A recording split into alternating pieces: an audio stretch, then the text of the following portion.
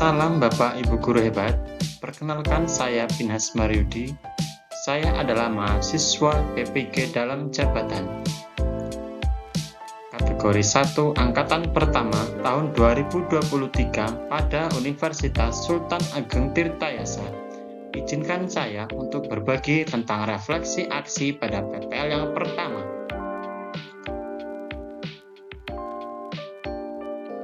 Pada kegiatan refleksi ini, ada 7 hal yang saya lakukan.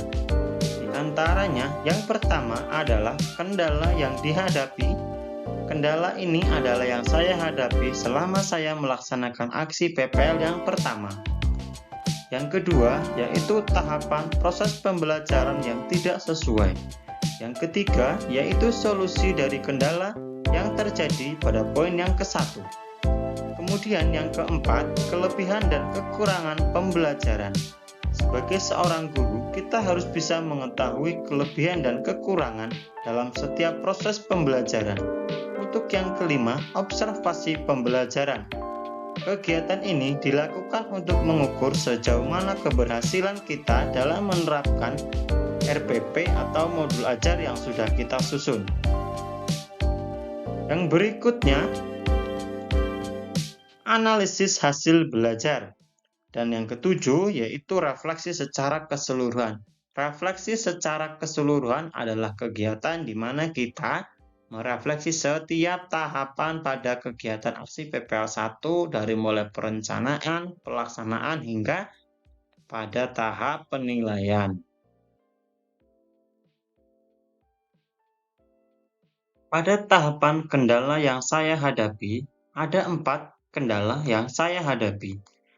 Yang pertama, yaitu tidak bisa melakukan perekaman via Google Meet. Pada aksi pertemuan pertama, saya melakukan perekaman via Google Meet, di mana dosen pembimbing dan guru pamong serta seorang observer harus sit in. Dan ini adalah wajib supaya nanti rekaman ini ketika kita upload pada LMS, rekamannya full dan memang membuktikan benar bahwa dosen dan guru pamong itu memantau kegiatan yang kita lakukan pada aksi. Kemudian yang kedua, hasil video syuting yang di-post pada beberapa kegiatan. Dan ini berakibat pada hasil video rekaman yaitu durasinya tidak mencapai 2 JP atau 70 menit, padahal pada ketentuannya minimal harus 70 menit yaitu 2 jam pelajaran. Yang ketiga, mengkoordinasi peserta didik. Kendala ini terjadi karena pada kegiatan PPL yang pertama, anak-anak sudah memasuki masa liburan akhir semester, sehingga saya kesulitan untuk mengkoordinasi peserta didik. Maka setelah pada pertemuan pertama dilakukan, saya membuatkan grup WA supaya nanti ke depannya dapat dengan mudah mengkoordinasi mereka. Kemudian yang keempat, laptop yang digunakan untuk Zoom tidak bisa terhubung ke hotspot. Ini terjadi pada pertemuan yang kedua, yaitu mendadak sebelum kegiatan dilaksanakan, laptop tiba-tiba tidak bisa terhubung ke hotspot atau WiFi, sehingga harus dilakukan solusi secepatnya. Inilah 4 kendala yang saya hadapi selama pada kegiatan PPL yang pertama.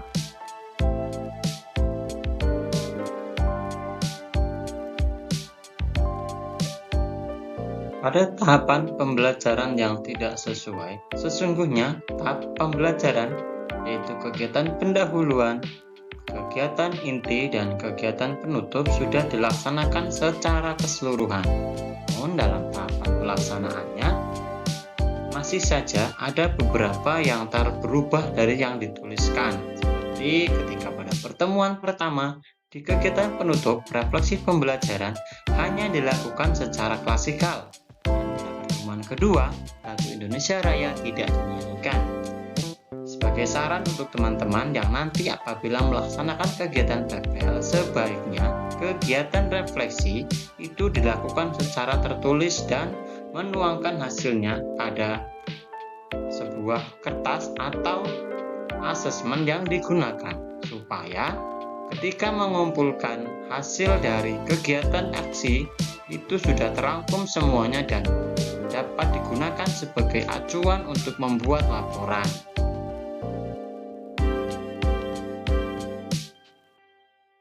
Solusi dari kendala dari poin yang pertama yang saya ambil adalah sebagai berikut. Yang pertama, pada kendala tidak bisa melakukan rekaman via Google Meet, saya menginstal aplikasi tambahan yaitu Bandicam dan AutoSheet.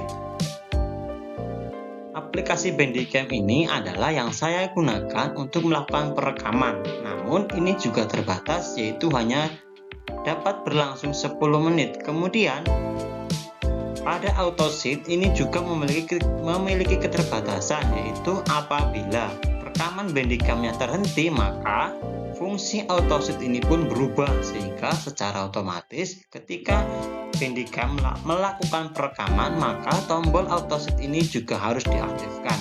Sehingga pada pertemuan kedua saya beralih menggunakan Zoom Meeting dan tidak lagi menggunakan Google Meeting. Kemudian pada kendala yang kedua, solusinya adalah saya melakukan perekaman secara full. Ini berfungsi supaya hasil perekaman dapat full, yaitu selama 70 menit atau 2 jam pelajaran. Solusi yang ketiga, pada kesulitan mengkoordinasi peserta didik, saya membuatkan grup WhatsApp sementara untuk keperluan aksi, di mana anak-anak yang nantinya akan berangkat ke sekolah untuk mengikuti aksi, saya masukkan ke dalam grup WhatsApp tersebut, sehingga informasi yang saya berikan dapat tersampaikan kepada mereka dengan jelas. Kemudian solusi yang keempat, pada laptop yang tidak bisa terhubung ke internet, saya meminjam laptop rekan sejawat yang pada saat itu kebetulan hadir karena sedang melaksanakan penerimaan siswa didik baru.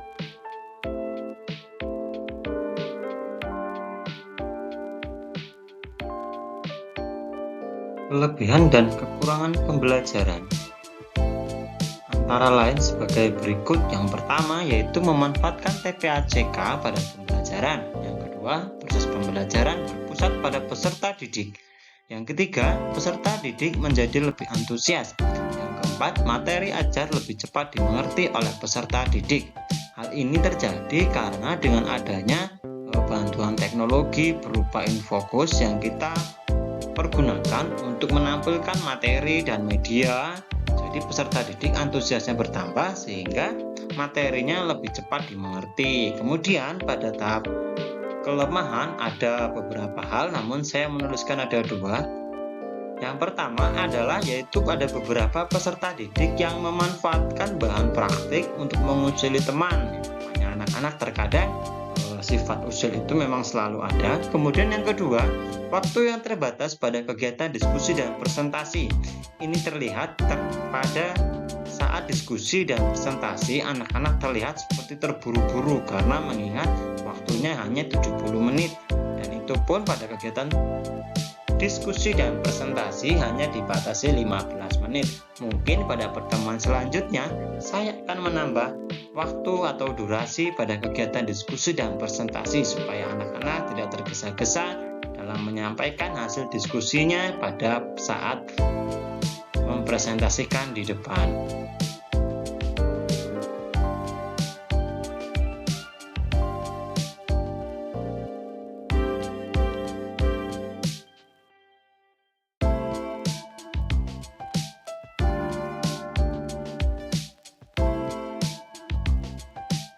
Pada kegiatan observasi pembelajaran, kegiatan ini dilakukan dengan bantuan seorang teman yang menjadi observer yang saat itu ikut dalam kegiatan Zoom Meeting. Dari hasil observasi menunjukkan ada 2 yang pelaksanaannya kurang maksimal, yaitu pada pemanfaatan alokasi waktu. Ini sudah saya sebutkan pada kendala yang terjadi pada yang pertemuan pertama, yaitu hasil rekaman tidak sampai 70 menit dan skenario pembelajaran yang belum runtut seperti pada modul ajar. Kadang meskipun sudah dituliskan semua dalam modul ajar yang kita susun, namun pelaksanaannya kadang berubah-ubah, kadang tertukar dan kadang juga terlewat.